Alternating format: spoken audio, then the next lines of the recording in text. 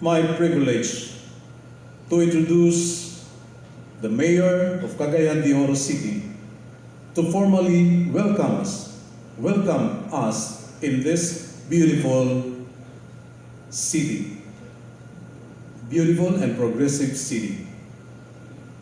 Worthy delegates, ladies and gentlemen, please give a round of applause to our Honorable Mayor, Mayor Oscar S. Moreno.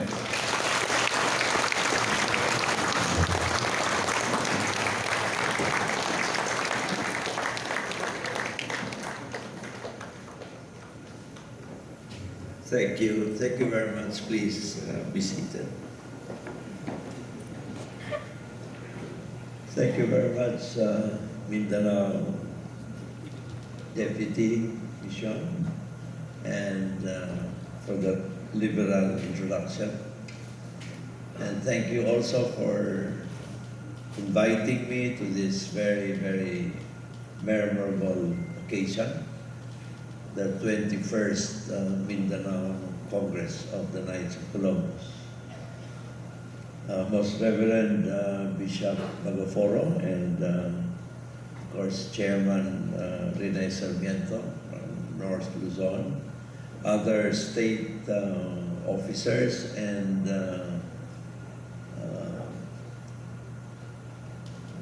ladies and gentlemen. Good afternoon, everyone. Good afternoon. Maayong hapon sa tanan. I must say that I am particularly honored and privileged to be with you this afternoon, and this certainly is very memorable to me, and especially as I am about to end my 3 terms as Mayor of Cagayan de Oro City. And nothing could be more appropriate than this occasion, given that the Mindanao leaders are here, particularly of the Knights of Columbus, with particular focus on the objective of the founding of the Knights of Columbus, to live a Catholic life and as a source of charity to the community.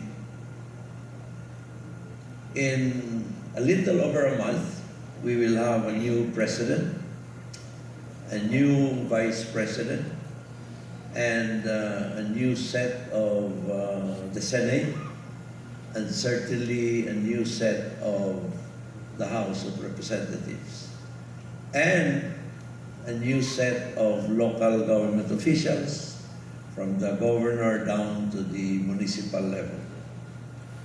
And perhaps nothing can be more appropriate than this occasion to share my views. Given my 24 years of experience in the public sector. Before that, I was in the private sector, generally in banking and finance. 24 years, I served as congressman for 6 years, governor for 9 years, and now mayor of the highly urbanized city for 9 years. And the challenges ahead can be daunting. But of course, in every challenge, there are opportunities.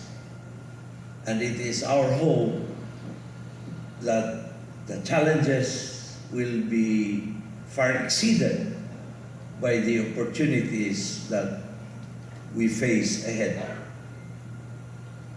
The pandemic is still with us.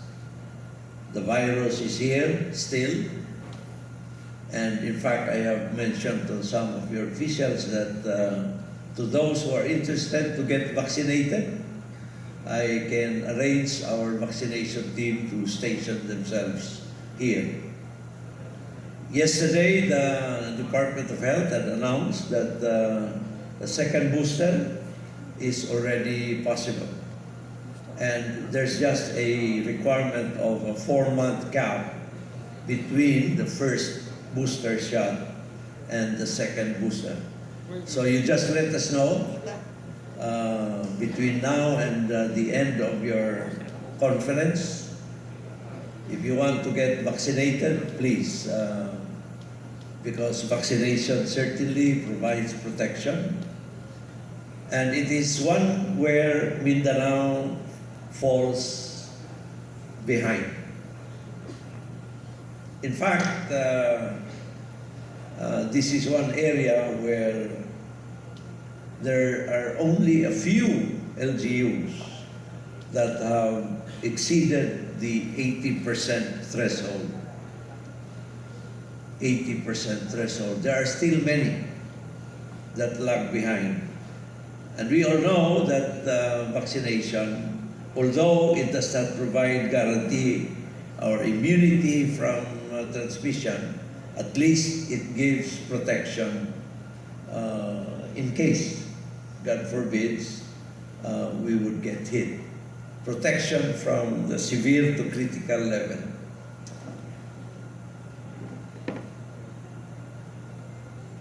The past 2 years have been very difficult for our country. Reduced revenues at all levels, at the national level, even at the local level. With the slowdown of the economy, everybody got hit. In fact, it has been a worldwide phenomenon. Nobody has been exempted from that. Everybody took a hit. So the challenge now is, how do you rebound from those difficult years? To live with the virus and manage the economy comfortably.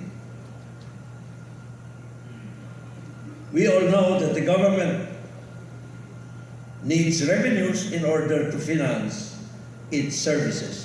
Nothing is free in this world. Nothing is free.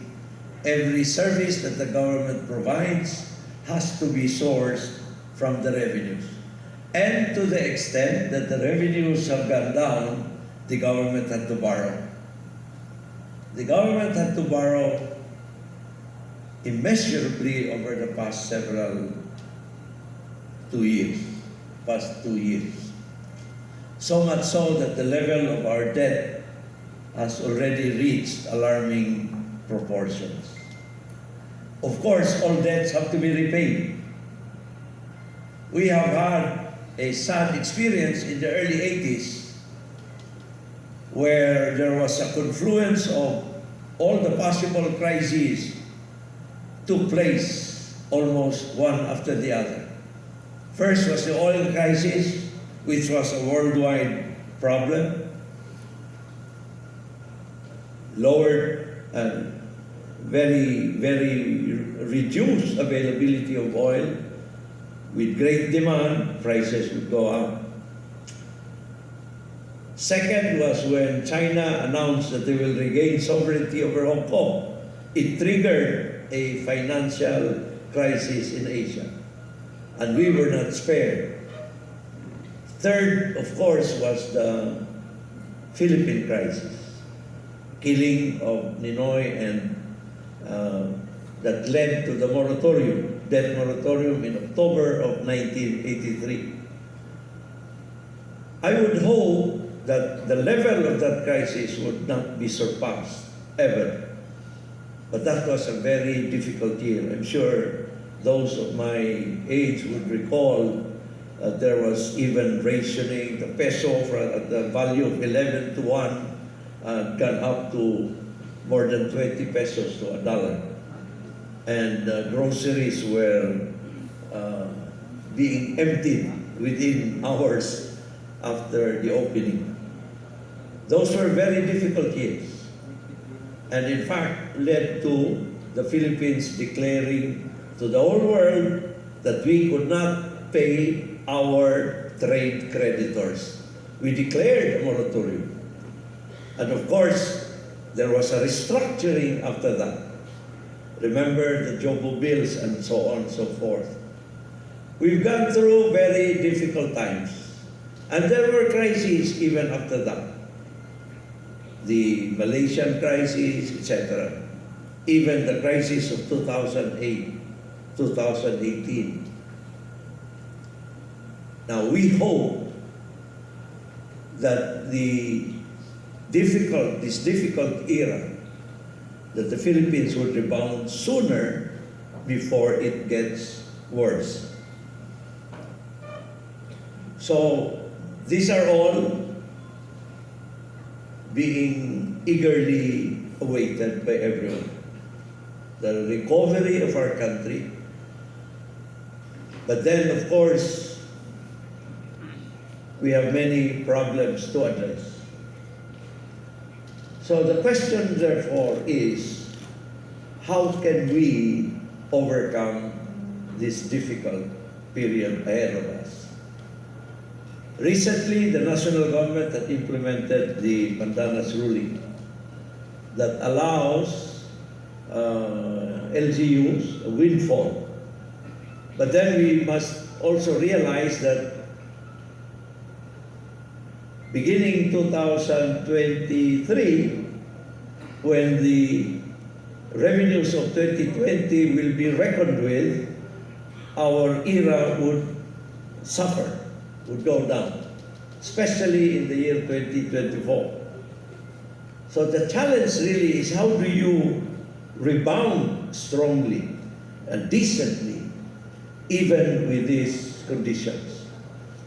In fact, among highly urbanized cities, actually the era does not count much.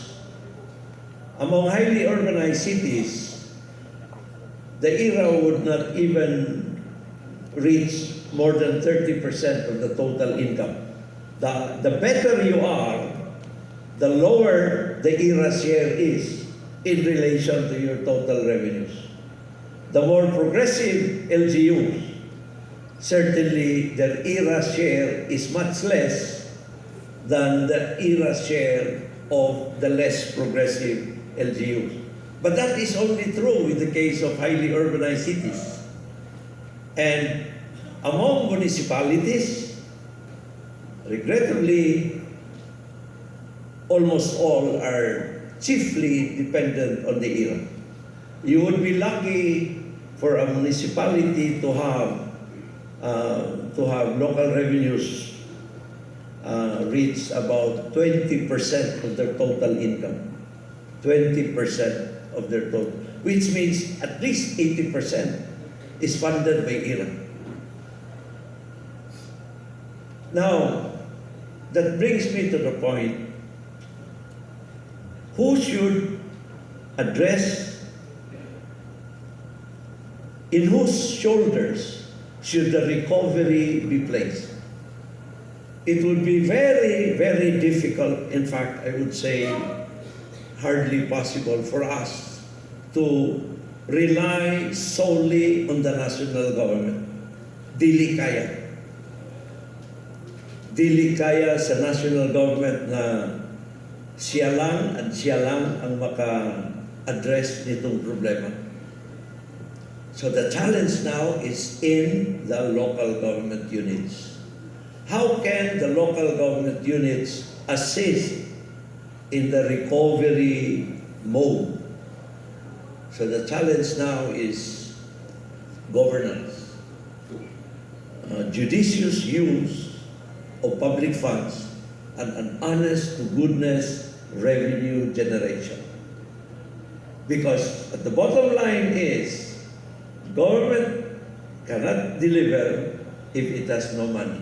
There is that Latin saying among lawyers to the effect that nemo dat quod non habet. You cannot give what you do not have. So if the government has no money, what can it give? What can it deliver? And that would be very, very difficult. But we have faith in Mindanao. Ganina, I was doing some calculations. We have 122 cities, and there are only 33 highly urbanized cities. And of the highly urbanized cities, there are only 6 from Mindanao. And these are Butuan, Jensan, Davao, Zamboanga, and Iligan, and Cagayan de Oro. All the rest are component cities, except Cotabato, which is an independent component city. On the other hand, sa 33, so that's about 18%. All the rest are in the Visayas and Luzon. So you can already see the balance there. Among the highly urbanized, and the highly urbanized cities are supposed to be the cities that can deliver the most in terms of government services, health, education, etc. Okay, dili kaya sa mga munisipyo. Dili kaya. Kinilang sa pandemic, there are provinces here in Region 10 na wala pang mechanical ventilator, wala pang ICU. So all the severe to critical, most of them anyway, had to be brought here to Cagayan de Oro. So the challenge really is, how do we improve? On the part of Mindanao, how can we improve? How can we improve in terms of strengthening our local government units? And the more highly urbanized cities we have, the better it is for everyone. Kaya kung city ka na, you cannot behave like a city unless you collect the right revenues. That's a challenge. So parang authority. You're given the authority, but that authority carries with it responsibility. I wanted to say this because I thought that as my third and final term as Mayor of Cagayan de Oro is about to end, I thought I would share that as a Mindanaoan with all of you, with the hope na sana we can help each other in the recovery of our economy, which will certainly benefit everyone. Mindanao today is much better than it was many years ago. All are accessible, all are doing well, but the challenge is, how can we do better? How can we do better? And I hope that that will be in the agenda of Mindanao today and in the coming days and years. Welcome to Cagayan de Oro City, the convergent city of northern Mindanao. We used to be one province, the province of Misamis. What was Misamis then is now northern Mindanao region plus Lanao del Sur. Lanao del Sur used to be part of the undivided province of Lanao, which was a spin-off of the province of Misamis. In the Spanish days, the capital of Misamis was the town of Misamis, which became the first city of that old province. And when it became a city, it was renamed Osami City, in honor of Mindanao's first senator, Senator Osamis. The Spaniards chose Osamis because Osamis provided the strategic defensive position given the protection of Pamil Bay. But then when the Americans came, they wanted to introduce education. So whereas Osamis was advantageous for military purposes, Cagayan provided the advantage for education purposes, given that Cagayan is accessible from everywhere. From everywhere. And so the first public high school was established here in 1906. 1906, kasabay ng BIMAPA that they have in Manila. And that made Cagayan to what it is now. A convergent city, the trading hub, the government center, the logistics hub, given the strategic location of Cagayan de Oro. All the cities are within 500 kilometers from Cagayan de Oro City. So as I welcome you all to Cagayan de Oro, I would also like to welcome you all to that old province of Misamis. And thank you for reconnecting Cagayan de Oro and that old province to the rest of Mindanao. Mabuhay, daghang salamat, may hapon sa mga.